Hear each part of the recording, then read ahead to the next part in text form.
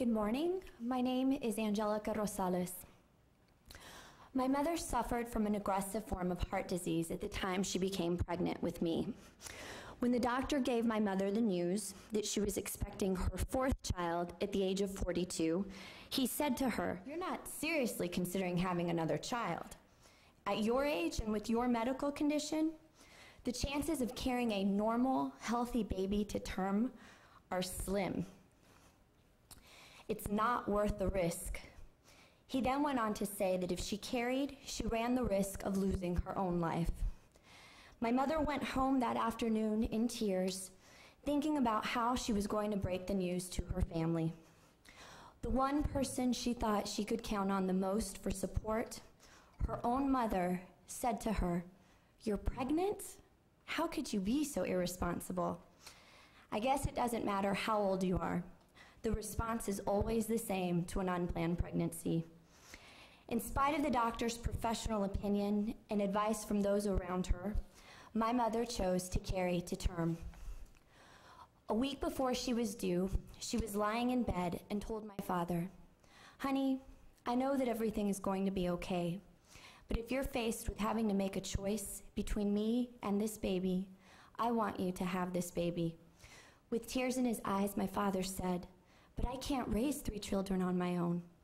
My mother calmly grabbed his hand and with a smile on her face said, "Honey, you're not going to be raising 3 children, you're going to be raising 4. It's going to be okay." If my mother had chosen to abort, she never would have known that she was going to give birth to a healthy baby girl and would be alive 30 years later to hear her tell her story. Though I knew the circumstances surrounding my mother's unplanned pregnancy, it wasn't until I was faced with a woman contemplating abortion as a volunteer at a pregnancy resource center that I felt that we have terribly failed women if the only choice we can offer women is abortion. Women experiencing an unplanned pregnancy also deserve unplanned joy, just like my mother.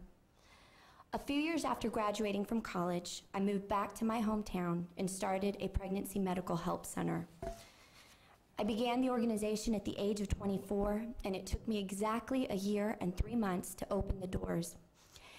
As the founder and director of a pregnancy medical help center, I have worked with many women contemplating abortion, and in the 6 years that I have been working with women in unplanned pregnancies, I have never heard a woman say she believes abortion is a good choice.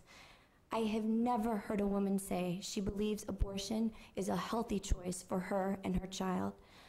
I have never heard a woman say she's happy that she can choose abortion as an option. I have heard, "I can't support a child right now." I have heard, "This wasn't part of my plan. I want to continue on with my education." I have heard, "How will I care for this child while continuing my career?" And I have heard, "I'm just not ready to be a mother." Why don't women have the resources, the educational opportunities, and the emotional support and job security available to pursue these goals so that they're not forced to make one of the hardest decisions they will have to face for the rest of their lives? When a woman says to me, "I have a right to choose," if a woman chooses to have an abortion because she has no other options, we have failed her. Does having only one option, the option of abortion, represent true choice for a woman? Most women do not have abortions as a matter of choice, but because they feel they have no resources to support a different option. A coerced decision is not a free choice, it's a last resort. Thank you.